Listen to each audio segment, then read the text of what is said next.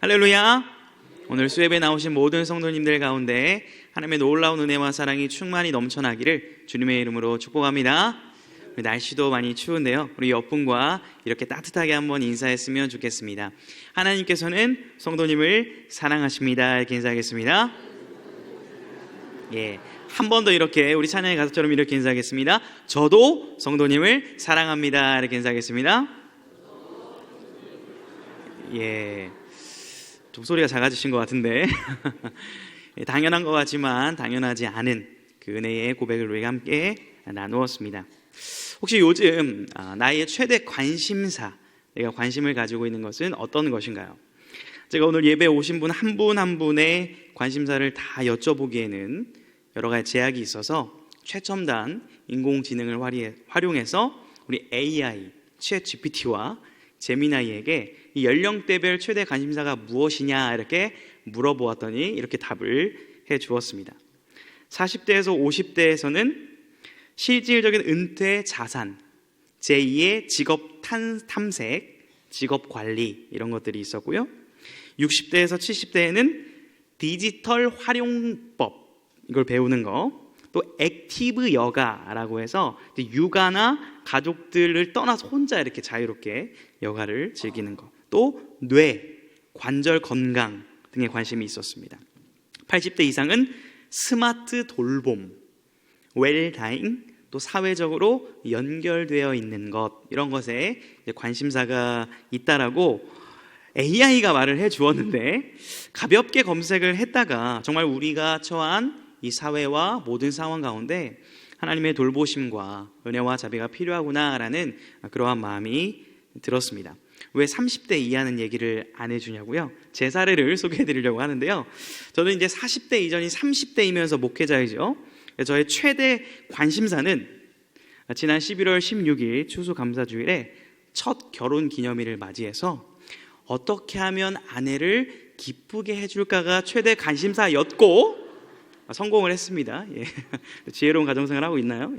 했고, 또한 최대 관심사는 제게 맡겨진 다음 세대 아이들을 어떻게 하면 복음으로 양육하고 가르치고 신앙을 잘 세울까 하는 것이 30대인 목회자의 저의 최대 관심사입니다. 누구나 관심사가 있기 마련인데요, 오늘 본문 요나 4장을 보게 되면 다른 어떤 누구의 관심이 아니라 하나님께서는 지금 어디에 관심을 두고 계신지를 잘 보여주고 있습니다. 이 시간 우리의 관심과 시선을 다시금 정비하고 하나님의 관점으로 우리의 시선을 정비하도록 가르쳐주고 있는데요, 하나님께서는 멸망 직전에 놓인 니느웨 사람들을 살리시는 데 관심이 있으셨습니다. 또한 이런 하나님의 역사에 불만을 가지고 삐져있던 그 요나를 설득시키시고 그 요나가 하나님의 사랑을 깨닫게 되기에 관심을 가지고 계시는데요, 곧 한 영혼이 하나님의 사랑을 깨닫고 회개하여 구원받는 일에 관심이 있으시다는 것을 보여주고 있습니다. 사랑하는 성도 여러분, 오늘도 이 시간 여전히 동일합니다. 하나님께서는 오늘 이곳에 예배하러 나온 한 영혼에게 관심을 가지시며 우리의 모든 어려움을 주의 사랑으로 회복시키시고 소생시키시기를 원하심을 믿고 충만한 회복의 역사를 경험할 수 있기를 주님의 이름으로 축복합니다. 오늘 본문 1절은 이렇게 시작을 하는데요, 요나가 매우 싫어하고 성내며, 매우 짧은 구절이지만 매우 강렬한 감정을 담고 있는 성경 구절입니다. 이 성내며에 해당하는 단어 하라는요, 빨갛게 되다, 얼굴이 노를 바라다, 진노하다 이런 의미가 있고, 싫어했다라는 단어는요, 슬피 울다라는 의미도 있습니다. 그러니까 이 1절을요 조금 더 입체적으로 설명해 보면 이런 게 될 수 있어요. 지금 제가 하나님의 말씀을 전하고 있는 목사잖아요. 근데 제가 성도님에게 이렇게 하소연을 하는 거예요. 울면서 말이죠. 저 하나님의 말씀 전하기 싫어요. 어떻게 하면 좋아요, 성도님? 제가 만약에 이렇게 성도님에게 말을 한다면 어떤 반응을 보시겠어요? 쭈쭈쭈 그럴 수도 있죠, 목사님. 괜찮아요, 이러시겠어요? 아니면 목사님이 그러시면 어떡해요? 이렇게 하시겠어요? 네, 뭐 여러 가지 반응이 아마 있을 텐데요, 지금 선지자 요나는 이렇게 짜증과 슬픔과 분노로 오늘 4장을 열고 있다라는 겁니다. 왜 이렇게 하나님 앞에 짜증을 내고 있는 걸까요? 오늘 본문 4장 말씀을 정확하게 이해하기 위해서는 요나 1장부터 3장까지의 흐름과 문맥을 우리가 이해할 필요가 있을 텐데요. 우리가 드라마 다시 보기라고 생각을 하고 이미 잘 아는 내용이지만 1장부터 3장 내용을 간략히 요약하고 우리 요나 드라마의 클라이막스인 4장의 내용을 조금 더 정확하게 이해해 보도록 하겠습니다. 요나서 1장은요, 하나님의 말씀이 임함으로 시작이 됩니다. 요나에게 하나님의 말씀이 임하는데요, 우리 1장 2절을 같이 읽어보겠습니다. 너는 일어나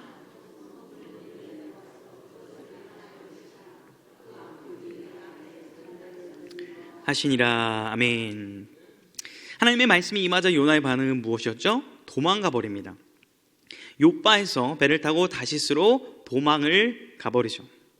그러던 중 하나님이 보내신 큰 바람과 광풍을 만나서 배가 완전히 물에 빠질 위기에 처하게 됩니다. 그러자 많은 사람들은 각자의 신에게 기도하면서 이 위기를 벗어나려고 하다가 선장이 요나가 자고 있는 것을 발견하고 깨워서 야, 너도 내 하나님께 좀 구해봐라, 이렇게 얘기를 합니다. 그러자 요나는 자신이 누구인지를 커밍아웃을 하죠. 나는 히브리 사람이고 여호와를 경외하는 사람입니다. 그런데 나를 던지십시오, 이렇게 말을 하는 거죠. 사람들이 요나를 바로 던지지 않고 함께 힘껏 노를 저어서 위기를 극복하려고 하지만 결국 한계에 부딪히고 요나를 바다에 던집니다. 그러자 2장에 가게 되면 하나님이 큰 물고기를 예비해 두셨고 요나는 그 구원에 하나님께 찬양과 감사와 기도를 올려드리게 되죠. 3장에서는요, 하나님의 말씀이 다시 임합니다. 니느웨로 가라 라고 말씀하죠. 그리고 선포하라 라고 명령하십니다. 요나는요, 참 마지못해 정말 이제 어쩔 수 없이 그 니느웨로 발걸음을 향합니다. 성경에 보면 이 니느웨라는 성읍은요, 3일 동안 걸어야 할 만큼 큰 성읍이었는데 요나는 딱 하루 동안만 하나님의 말씀을 선포합니다. 어떻게 선포했을까요? 힘차고 담대하게 회개하십시오, 니느웨 사람들 회개하십시오, 이렇게 했을까요? 아니면 간절하게 정말 회개하셔야 됩니다, 심판이 임박했습니다, 이렇게 얘기했을까요? 아니면 하루 동안 다니면서 들으려면 듣고 말라면 말고 회개하세요, 이렇게 말했을까요?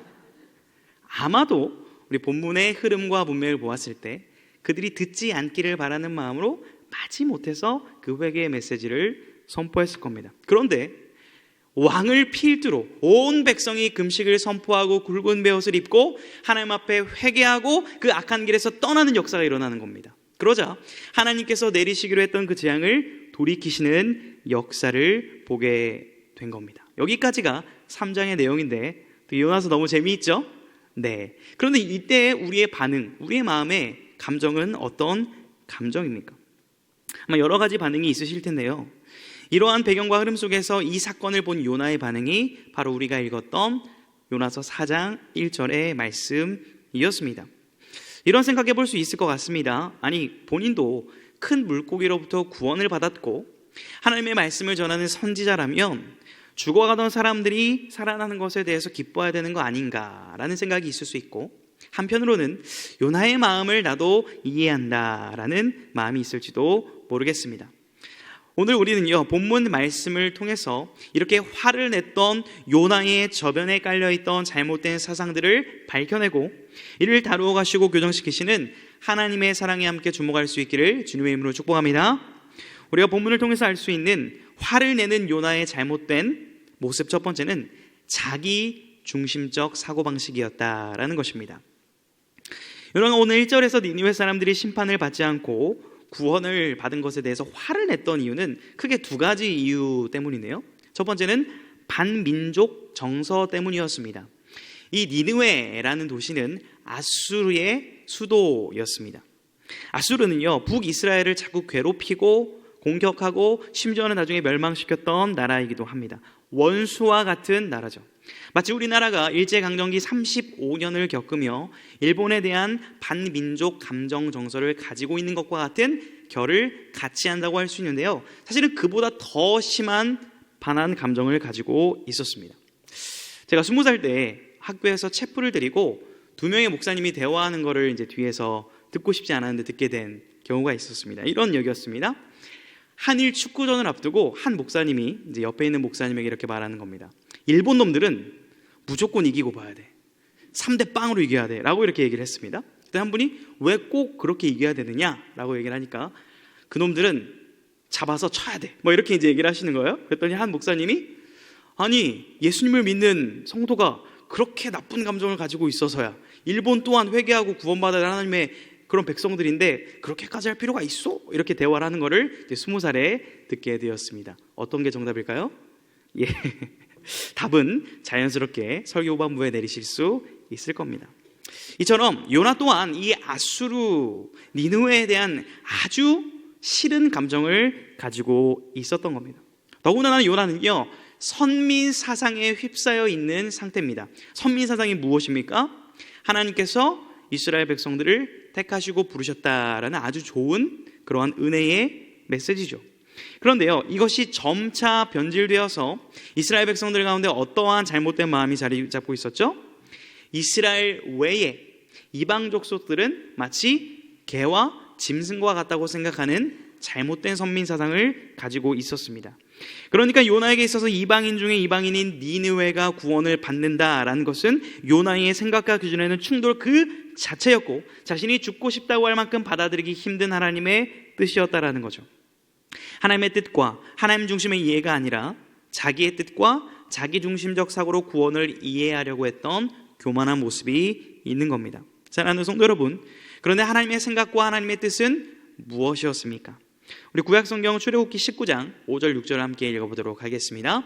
세계가 다 내게 속하였나니 너희가 내 말을 잘 듣고 내 언약을 지키면 너희는 모든 민족 중에서 내 소유가 되겠고 너희가 내게 대하여 제사장 나라가 되며 거룩한 백성이 되리라. 너는 이 말을 이스라엘 자손에게 전할지니라.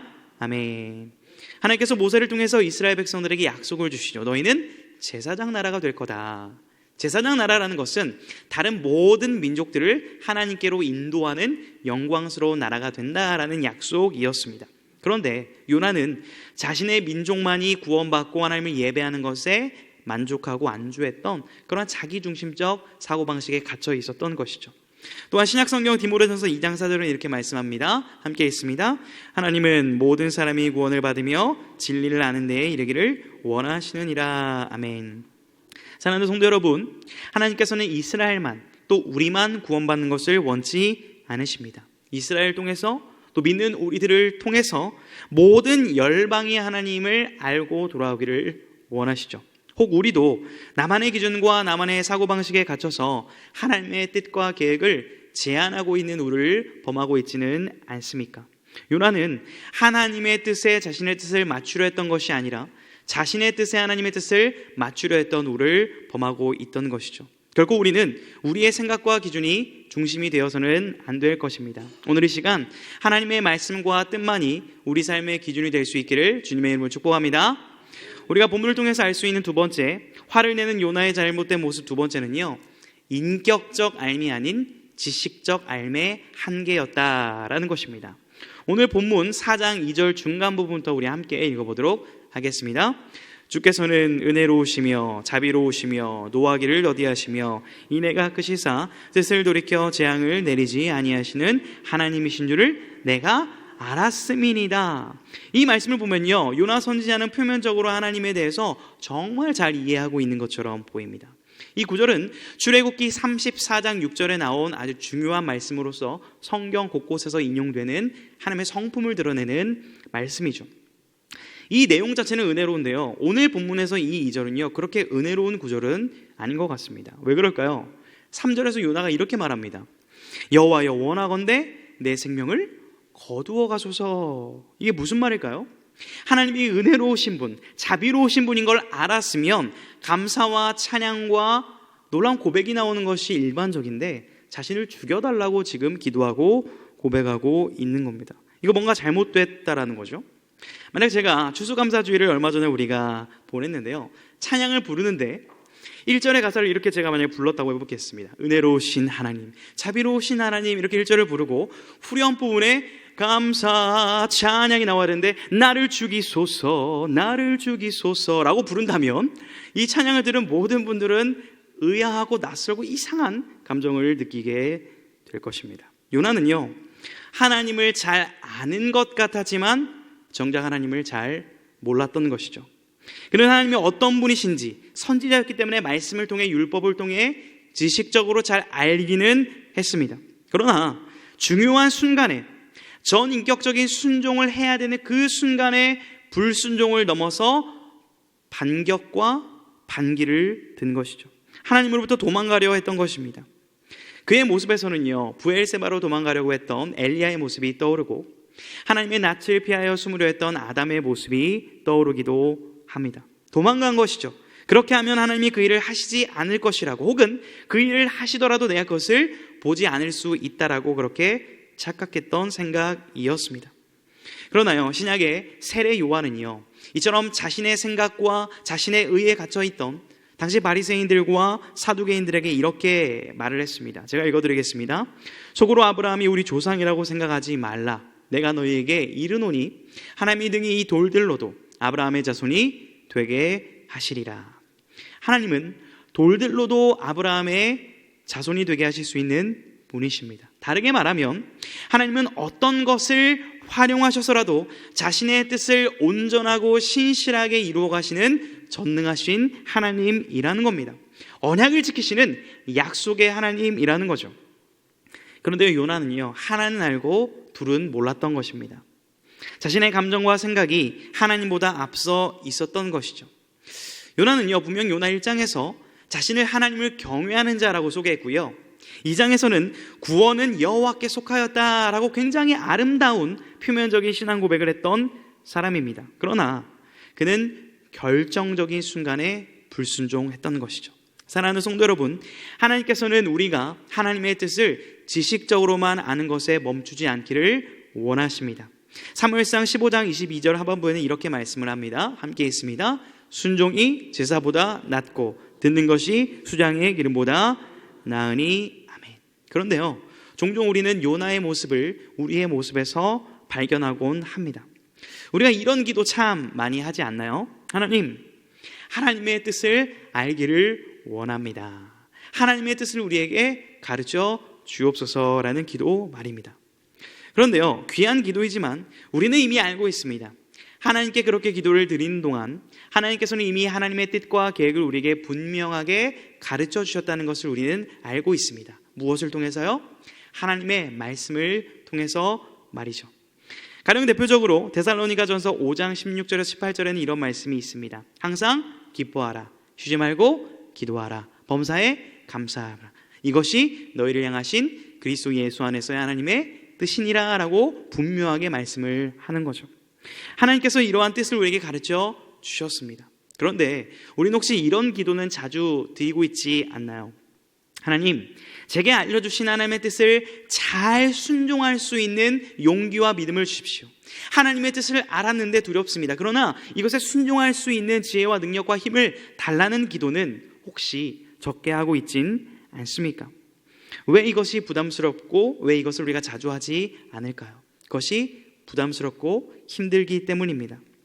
특별히 큐티 양육을 진행하다 보면 성경을 읽고 묵상하고 배우는 이 모든 과정 가운데 은혜를 누리시지만 이 말씀을 적용해야 되는 부분에서는 부담을 느끼시는 경우를 많이 보게 됩니다. 왜 그럴까요? 그 말씀을 지키기가 부담스럽기 때문일 것입니다. 그러나 사랑하는 성도 여러분, 오늘 우리 마음에 부어진 하나님의 뜻과 하나님의 말씀이 있다면 그 뜻을 붙잡기를 주님의 이름으로 축복합니다.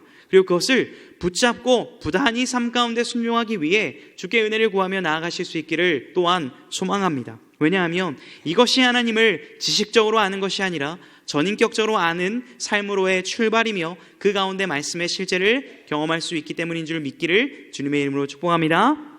그런데요, 놀랍게도 오늘 본문의 이러한 부족한 요나의 반복적인 모습에도 끊임없이 이를 품으시고 다듬어 가시는 하나님의 사랑이 나타나는데요, 우리가 본문에 나타난 하나님의 사랑의 특징을 세 번째로 살펴볼 수 있는 것은 바로 포기하지 않으시는 사랑이라는 것입니다. 오늘 본문 6절 말씀을 함께 읽어보도록 하겠습니다. 하나님 여호와께서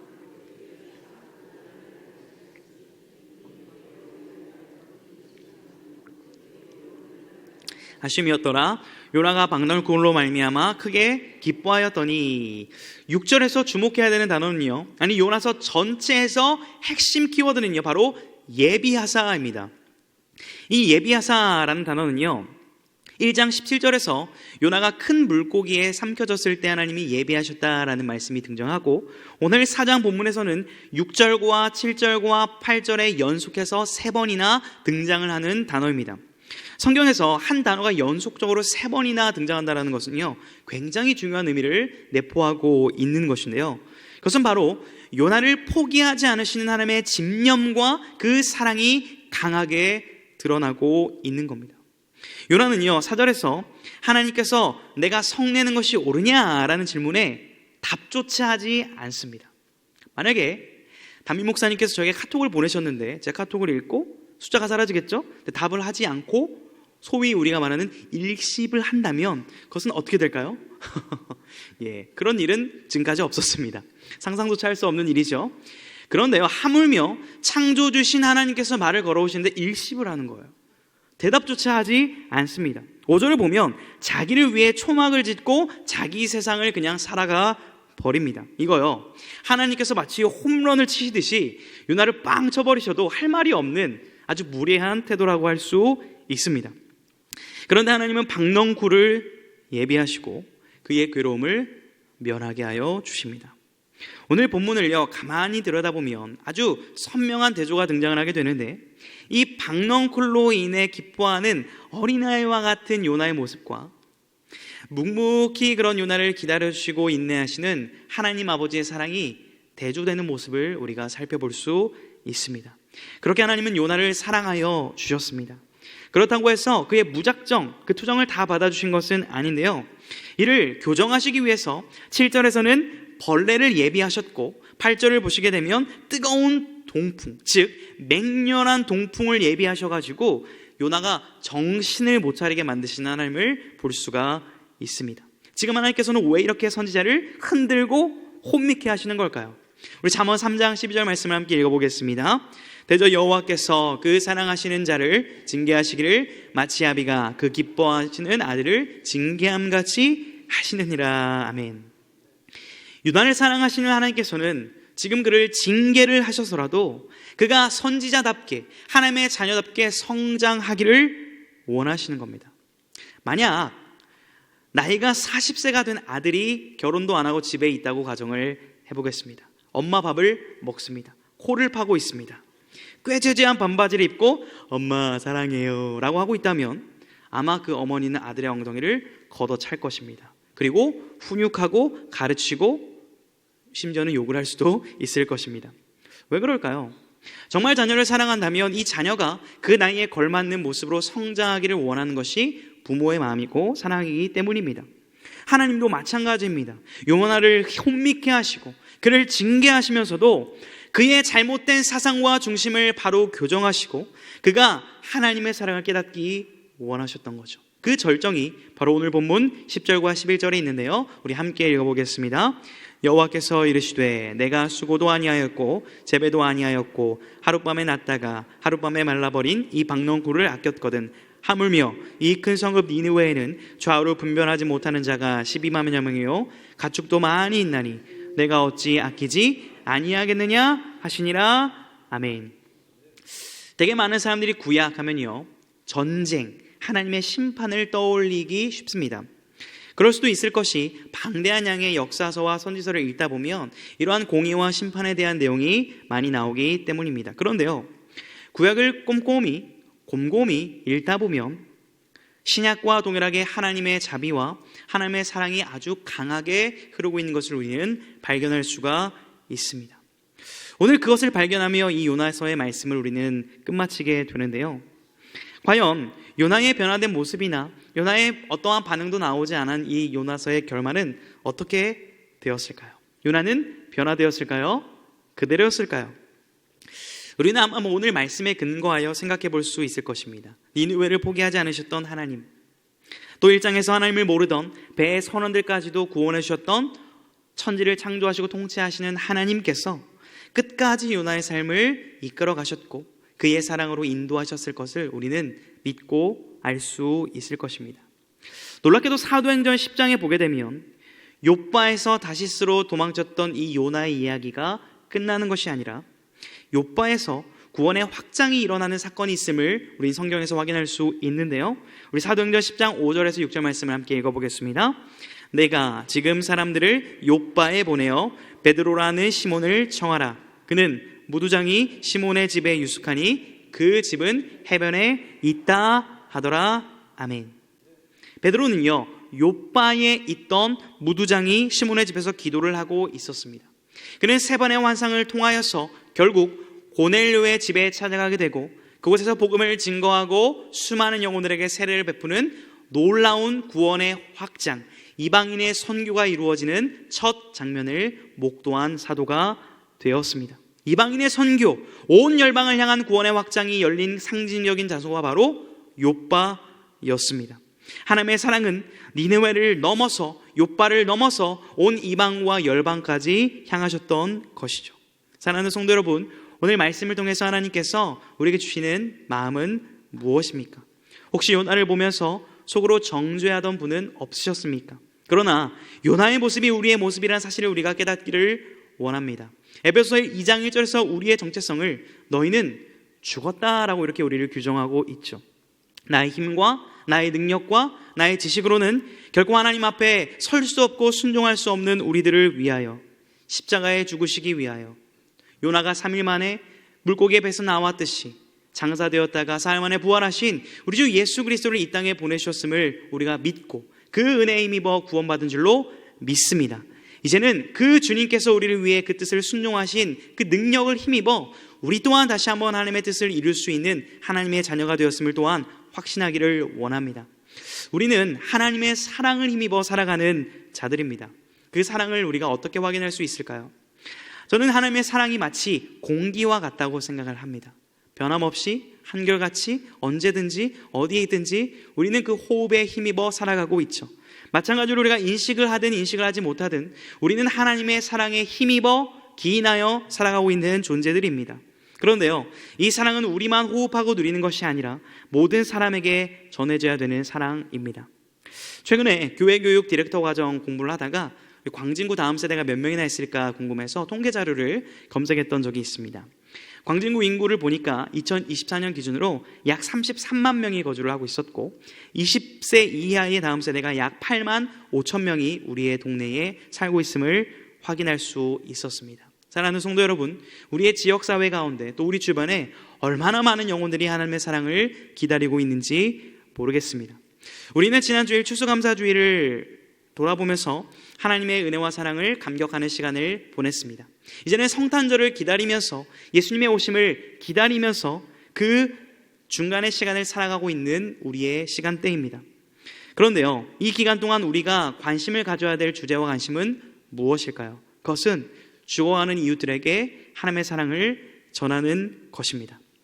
저는 컴포즈 커피, 말이 꼬이네요. 컴포즈 커피를 되게 자주 가는데요. 그 사장님과 친해졌습니다. 친해진 이유는 간단합니다. 하나님의 사랑을 전하고 싶기 때문이고 또 심지어 친해진 관계 속에서 작년에는 제 결혼식에 도와주시는 놀라운 역사가 있었습니다. 원화업기는 이번 성탄절 예배와 송구 영신 예배 때 그 사장님 부부가 예배에 나오기를 원하고 기도하고 또 그 사랑을 전하려고 하고 있습니다. 사랑하는 성도 여러분, 무엇을 말씀드리는 겁니까? 우리가 만나는 사람, 우리가 만나고 있는 모든 관계는 그저 주어진 관계가 아니라 하나님의 사랑이 필요한 그러한 자리인 줄 믿습니다. 오늘 하나님의 사랑에 감동되고 설득되어서 우리의 남은 연말의 최대의 관심사가, 최대의 집중이 하나님의 사랑과 한 영혼이 될 수 있기를 주님의 이름으로 축복합니다. 하나님의 뜻과 나의 뜻이 일치되어 그분의 손과 발로 쓰임받아 한 영혼을 구원으로 인도하는 하나님의 구원 드라마의 주역으로 쓰임받으실 수 있기를 주님의 이름으로 축복합니다.